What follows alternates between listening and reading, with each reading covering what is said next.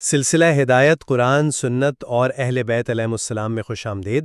آج ہم قرآن مجید کی ایک مختصر مگر آپ کہہ سکتے ہیں انتہائی پراثر سورۃ القاریہ پر گفتگو کریں گے۔ یہ قرآن کریم کی 101ویں سورت ہے، مکہ مکرمہ میں نازل ہوئی اور اس میں 11 آیات ہیں۔ اس کا نام القاریہ یعنی کھٹکھٹانے والی یا ہلا دینے والی آفت، اس کے آغاز میں ہی قیامت کی شدت اور ہولناکی کی طرف ایک واضح اشارہ کرتا ہے۔ یہ سورت بنیادی طور پر قیامت کے دن انسانوں کے انجام اور اعمال کے وزن کی اہمیت کو آپ کہہ لیں اپنا مرکزی موضوع بناتی ہے۔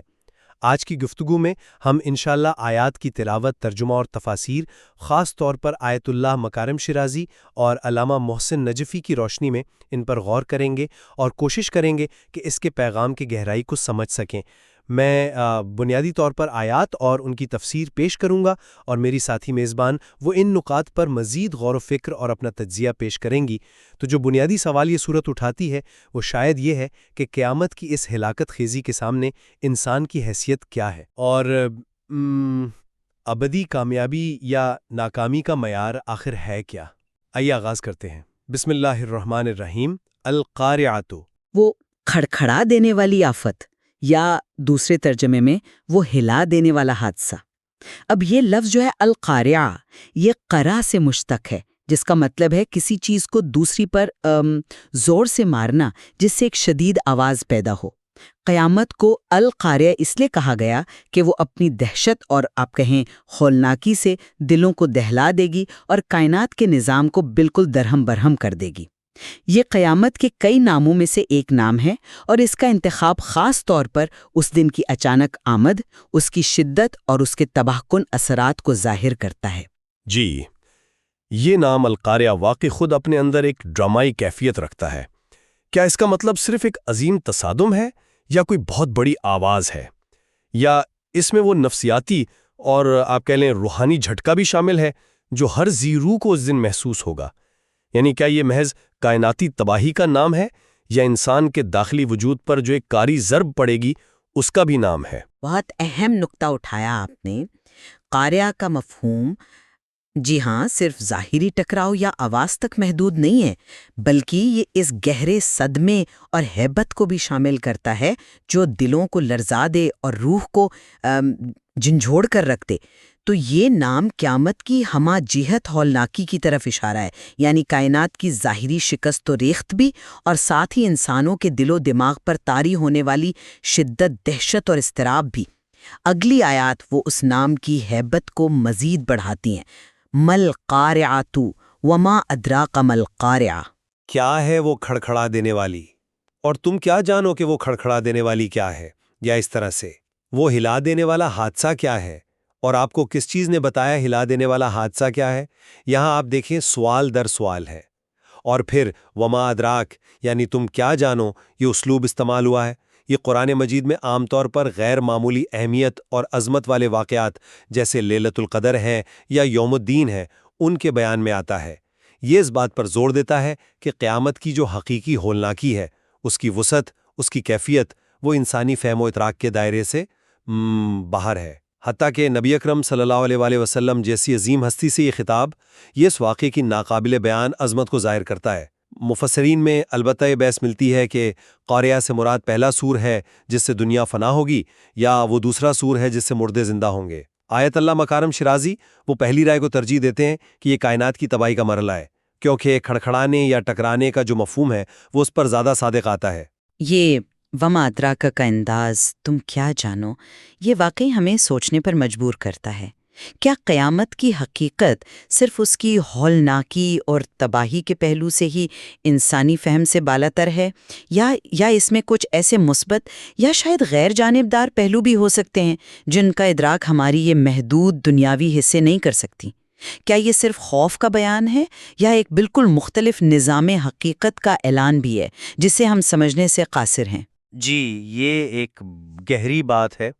وما ادرا کا بنیادی طور پر تو ظاہر ہے اس واقعے کی عظمت اور شدت کو بیان کرتا ہے جس کا مکمل احاطہ انسانی عقل نہیں کر سکتی۔ اگرچہ اس صورت کا عمومی پہلو تنبیہ کا ہے، انذار کا ہے، لیکن جیسا آپ نے اشارہ کیا، قیامت صرف تباہی کا نام نہیں ہے بلکہ یہ کہ ایک نئے ابدی نظام کے آغاز کا دن بھی ہے، عدل الہی کے مکمل ظہور کا دن ہے، حقیقتوں کے بے نقاب ہونے کا دن ہے۔ تو یہ پہلو بھی اپنی نوعیت میں اتنے عظیم ہیں کہ دنیاوی مثالوں سے یا انسانی تصور سے انہیں مکمل طور پر سمجھنا ممکن نہیں۔ تو ہاں، آپ کہہ سکتی ہیں کہ یہ ہماری فہم کی محدودیت کا اعتراف ہے، نہ صرف ہولناکی کے حوالے سے بلکہ اس دن کی پوری حقیقت کے حوالے سے۔ اس کے بعد قیامت کے دن انسانوں کی حالت بیان کی گئی ہے، یوم یکون الناس کالفراش المبثوث، جس دن لوگ بکھرے ہوئے پہانوں کی طرح ہوں گے یا جیسے بکھرے ہوئے پتنگوں کی مانند ہوں گے۔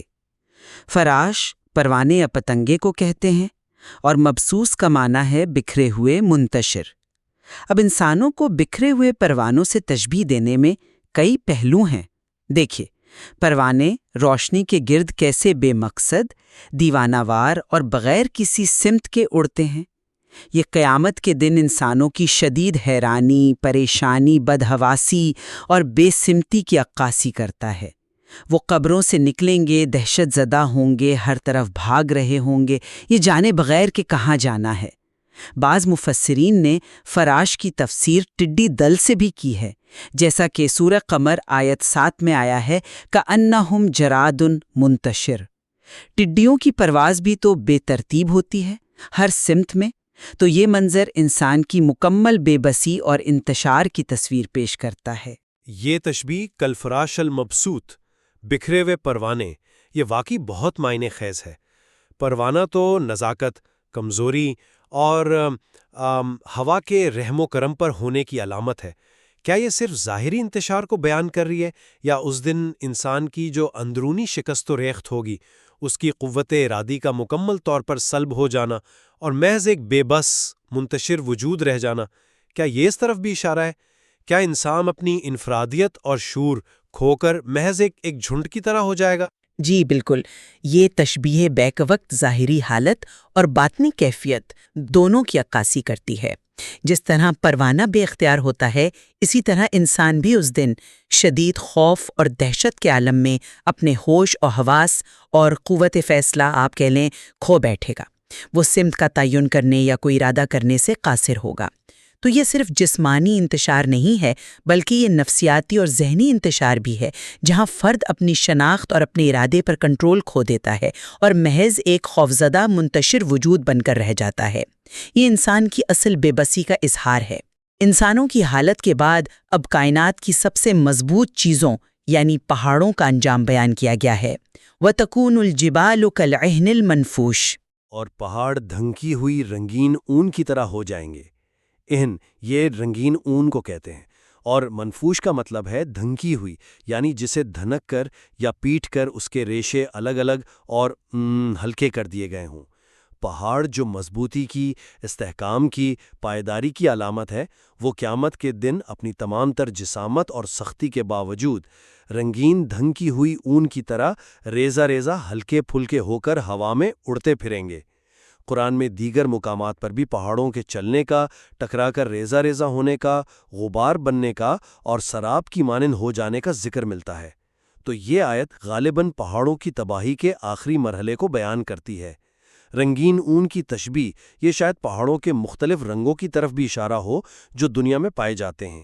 علامہ نجفی نے اس نقطے کی طرف بھی توجہ دلائی ہے کہ پہاڑ زمین کے استحکام اور پانی کی فراہمی کا ذریعہ ہیں۔ قیامت میں ان کا یہ کردار بھی ختم ہو جائے گا۔ پہاڑوں کا انمفوج بن جانا، کیا یہ صرف ان کی مادی تباہی کا بیان ہے یا اس میں گہرا علامتی مفہوم بھی پوشیدہ ہے؟ مطلب یہ کہ دنیا میں جو چیزیں سب سے زیادہ وزنی، سب سے زیادہ مستحکم اور قابل اعتبار سمجھی جاتی ہیں، جیسے پہاڑ، ان کا اس دن سب سے زیادہ ہلکا، غیر مستحکم اور بے وقت ہو جانا، کیا یہ دنیاوی اقدار اور معیارات کے مکمل طور پر الٹ جانے کی طرف اشارہ نہیں کرتا؟ یقیناً، بالکل، اس میں گہرا علامتی مفہوم موجود ہے۔ یہ صرف طبیعاتی تبدیلی نہیں بلکہ ایک آپ کہیں زبردست پیغام ہے۔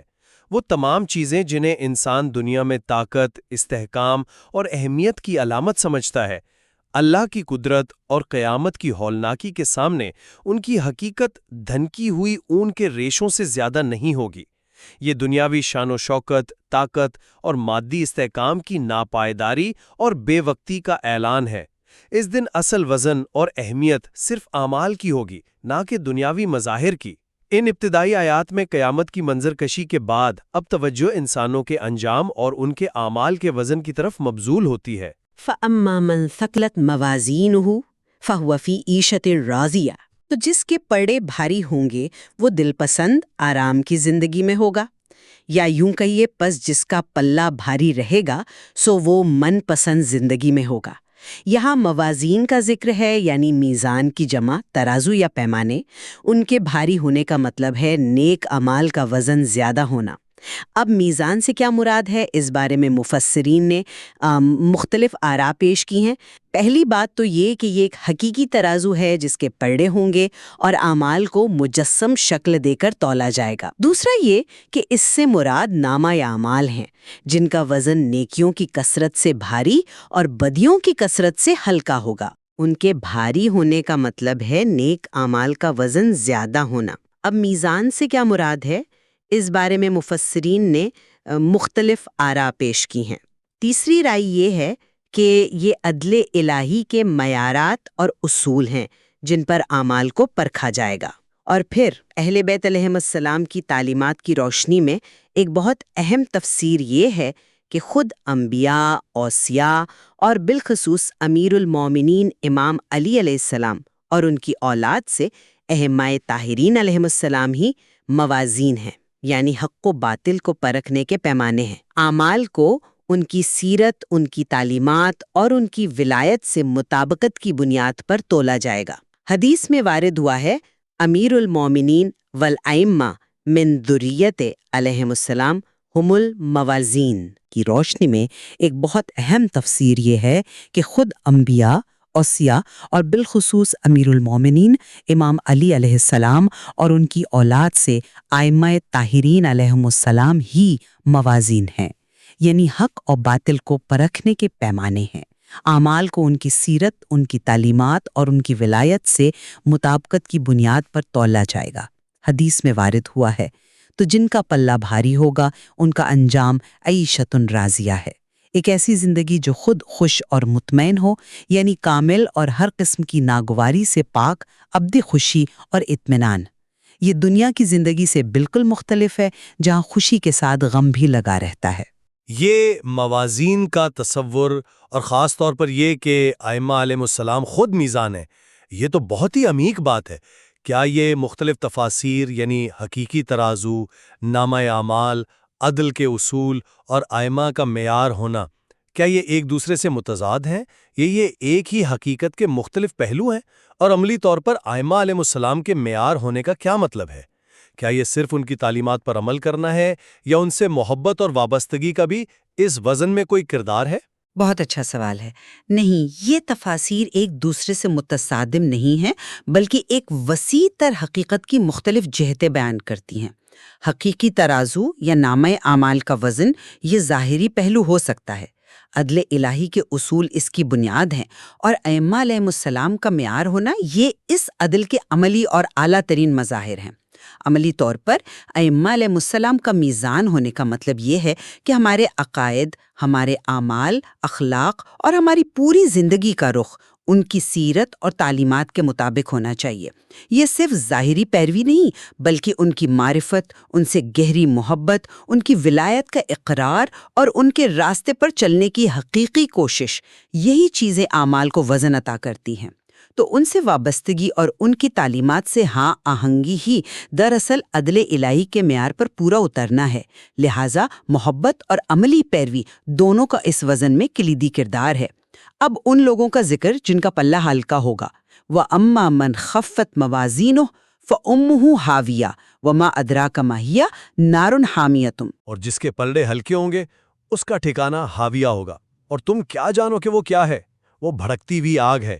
خفت موازینہ یعنی جس کے اعمال کا وزن کم ہوگا، یا تو نیکیوں کی کمی کی وجہ سے، یا پھر گناہوں، کفر، شرک یا ریاکاری کی وجہ سے نیکیوں کے ضائع ہو جانے کی وجہ سے۔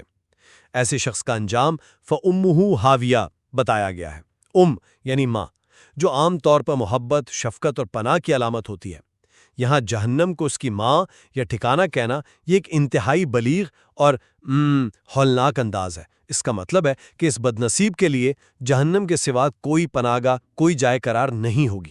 وہ اسی میں گرے گا اور وہی اس کا مقدر ہوگی۔ یہ اس کی مکمل بے کسی اور انجام کی شدت کو ظاہر کرتا ہے۔ حاویہ کا لفظ ہوا سے ہے، جس کا معنی ہے بلندی سے گرنا۔ یہ جہنم کے ناموں میں سے ایک ہے جو اس کی گہرائی اور اس میں گرنے والوں کی پستی کی طرف اشارہ کرتا ہے۔ پھر فرمایا وما ادراک ما ہی، تم کیا جانو وہ حاویہ کیا ہے، جو اس کی ناقابل تصور ہولناکی پر دوبارہ زور دیتا ہے، اور آخر میں اس کی وضاحت کی نار حامیہ، شدید بھڑکتی ہوئی جلا دینے والی آگ۔ جہنم کے لیے یعنی ماں جیسا لفظ استعمال کرنا یہ واقعی چونکا دینے والا ہے۔ کیا یہ صرف ٹھکانے کے معنی میں ہے، یا اس میں یہ تلخ حقیقت بھی پوشیدہ ہے کہ جیسے بچہ اپنی ماں کی طرف لپکتا ہے، ویسے ہی یہ شخص اپنے اعمال کے منطقی نتیجے کے طور پر جہنم کی طرف کھینچے گا، اور جہنم ہی اسے اپنی آغوش میں لے گی۔ اور حاویہ کا گرنے کے مفہوم سے جو تعلق ہے، کیا یہ ایک مسلسل کبھی نہ ختم ہونے والے سکوت اور پستی کا احساس بھی دلاتا ہے؟ جی، آپ نے اس کے نفسیاتی پہلو کو خوب اجاگر کیا۔ کا لفظ یہاں محض ٹھکانے سے بڑھ کر ایک گہری اور تلخ حقیقت کی طرف اشارہ ہو سکتا ہے، یہ کہ اس شخص کے اعمال نے اسے جہنم سے اس طرح جوڑ دیا ہے کہ وہی اس کی واحد پناہ گاہ یا منطقی انجام بن گئی ہے۔ یہ ایک طرح سے فطرت کی الٹ تصویر ہے، جہاں پناہ کی جگہ عذاب ہے، اور حاویہ کا ہوا یعنی گرنا، اس سے تعلق یقیناً صرف گہرائی نہیں بلکہ اس میں مسلسل گرتے رہنے، پستی میں اترتے جانے اور ذلت و رسوائی کے دائمی احساس کا مفہوم بھی شامل ہو سکتا ہے، جو عذاب کی کیفیت کو مزید شدید بنا دیتا ہے۔ تو خلاصہ کلام یہ کہ سورۃ القاریہ قیامت کی ہولناکی، کائنات کی شکست و ریخت، انسانوں کی بے بسی اور پھر اعمال کے وزن کی بنیاد پر دو ٹوک انجام کا نقشہ کھینچتی ہے، بھاری پڑنے والے ابدی پرمسرت زندگی میں اور ہلکے پڑنے والے بھڑکتی ہوئی آگ حاویہ میں۔ اب سوال یہ ہے کہ کون سے اعمال میزان کو بھاری کرتے ہیں؟ احادیث معصومین علیہم السلام اس سلسلے میں ہماری رہنمائی کرتی ہیں۔ نبی اکرم صلی اللہ علیہ وآلہ وسلم سے روایت ہے کہ کلمہ لا الہ الا اللہ میزان کو وزنی کرتا ہے۔ امیر المومنین امام علی علیہ السلام فرماتے ہیں کہ شہادتین یعنی توحید اور رسالت کی گواہی ترازو کو وزنی کرتی ہیں۔ امام محمد باقر علیہ السلام اور امام جعفر صادق علیہ السلام سے مشہور حدیث ہے، ما فی میزان شیئن اسقل من الصلوات علی محمد و آل محمد، میزان عمل میں محمد و آل محمد صلی اللہ علیہ وآلہ وسلم پر درود سے زیادہ وزنی کوئی شے نہیں۔ اسی روایت میں ایک شخص کے ہلکے پڑنے کا درود کی برکت سے بھاری ہو جانے کا واقعہ بھی مذکور ہے۔ امام محمد باقر علیہ السلام نے ریاکاری کے نقصان کو یوں بیان فرمایا، من کان ظاہر ہر ارجہ من باطن خف میزانہ، جس کا ظاہر اس کے باطن سے زیادہ اچھا نظر آئے یعنی نیکی کا دکھاوا کرے، اس کا میزان ہلکا ہوگا۔ حضرت سلمان فارسی رضی اللہ عنہ کا قول بھی بہت پرمانی ہے کہ اصل عزت و ذلت کا معیار قیامت کے دن اعمال کا وزن ہے، نہ کہ دنیاوی حیثیت۔ جی بالکل، یہ احادیث سورت کے پیغام کو عملی زندگی سے جوڑتی ہیں۔ توحید کا اقرار، رسالت کی گواہی، محمد و آل محمد علیہ السلام پر درود، اور سب سے بڑھ کر خلوص نیت یعنی ظاہر اور باطن کی یکسانیت، یہی وہ اعمال ہیں جو میزان کو حقیقی وزن عطا کرتے ہیں۔ اس سے یہ بات واضح ہوتی ہے کہ وزن کا تعلق صرف عمل کی ظاہری شکل یا تعداد سے نہیں بلکہ اس کی روحانی کیفیت سے ہے، اس کے پیچھے کارفرما نیت سے ہے، اور اللہ اور اس کے منتخب بندوں سے تعلق کی گہرائی سے ہے۔ بالکل، یہ صورت اور متعلقہ حدیث ہمیں اپنی ترجیحات متعین کرنے اور ان اعمال پر توجہ مرکوز کرنے کی دعوت دیتی ہیں جو آخرت میں حقیقی وزن رکھتے ہوں۔ دعا ہے کہ اللہ تعالی ہمیں ان لوگوں میں شامل فرمائے جن کے اعمال کے ترازو قیامت کے دن وزنی ہوں، اور ہمیں عیشتاً راضیہ نصیب ہو۔ وہ ہمیں نار حامیہ کی ہولناکیوں سے اپنی پناہ میں رکھے۔ آمین یا رب العالمین۔